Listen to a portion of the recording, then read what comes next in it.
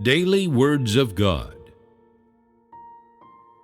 Today, God judges you, chastises you, and condemns you. But you must know that the point of your condemnation is for you to know yourself. He condemns, curses, judges, and chastises, so that you might know yourself, so that your disposition might change, and, moreover, so that you might know your worth, and see that all of God's actions are righteous, and in accordance with His disposition and the requirements of His work, that He works in accordance with His plan for man's salvation, and that He is the righteous God who loves, saves, judges, and chastises man. If you only know that you are of lowly status, that you are corrupt and disobedient, but do not know that God wishes to make plain His salvation through the judgment and chastisement that He does in you today, then you have no way of gaining experience, much less are you capable of continuing forward. God has not come to kill or destroy, but to judge, curse, chastise, and save.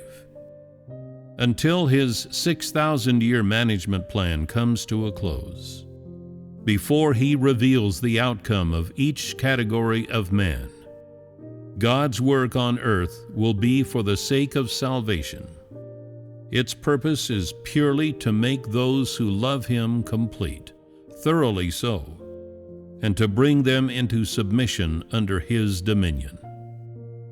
No matter how God saves people, it is all done by making them break away from their old satanic nature. That is, He saves them by having them seek life.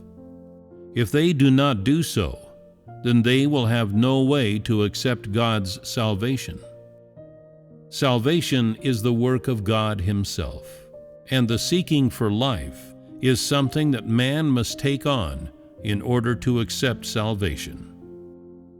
In the eyes of man, salvation is the love of God, and the love of God cannot be chastisement, judgment, and curses. Salvation must contain love, compassion, and moreover, words of solace, as well as boundless blessings bestowed by God. People believe that when God saves man, He does so by moving them with His blessings and grace, so that they can give their hearts to God. That is to say, His touching man is His saving them. This sort of salvation is done by striking a deal.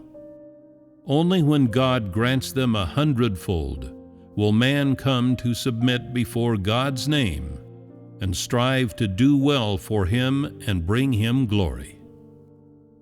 This is not what God intends for mankind. God has come to work on earth in order to save corrupt mankind. There is no falsehood in this. If there were, He would certainly not have come to do His work in person. In the past, His means of salvation involved showing the utmost love and compassion, such that He gave His all to Satan in exchange for the whole of mankind. The present is nothing like the past. The salvation bestowed upon you today occurs at the time of the last days, during the classification of each according to kind.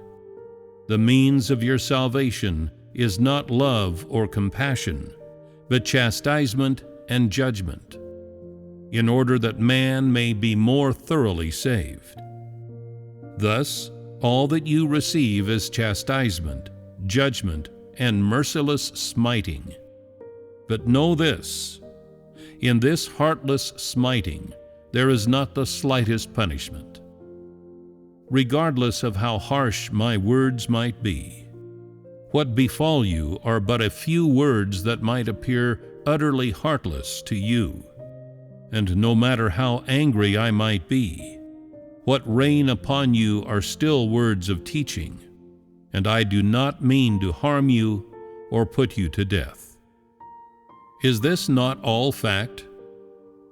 Know that nowadays, whether it be righteous judgment or heartless refinement and chastisement, everything is for the sake of salvation.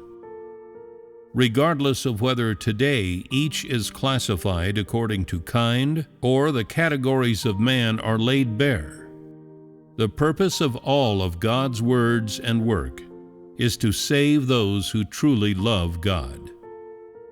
Righteous judgment is brought to purify man, and heartless refinement is done to cleanse them. Harsh words or chastening are both done to purify and are for the sake of salvation.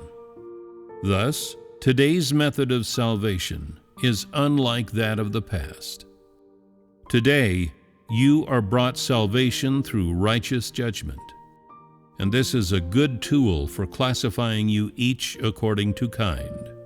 Moreover, ruthless chastisement serves as your utmost salvation. And what have you to say in the face of such chastisement and judgment? Have you not always enjoyed salvation from start to finish? You have seen God incarnate and realized His omnipotence and wisdom. In addition, you have experienced repeated smiting and discipline. However, have you not also received supreme grace? Are your blessings not greater than those of anyone else? Your graces are more bounteous even than the glory and riches enjoyed by Solomon. Think about it. If my intention in coming were to condemn and punish you rather than save you, could your days have lasted so long? Could you sinful beings of flesh and blood have survived until today? If my goal were merely to punish you, then why would I have become flesh and embarked upon such a great enterprise? Could punishing you mere mortals not simply be done by uttering a single word? Would I still need to destroy you after purposely condemning you? Do you still not believe these words of mine? Could I save man merely through love and compassion? Or could I only use the crucifixion to save man? Is my righteous disposition not more conducive to making man completely obedient? Is it not more capable of thoroughly saving man?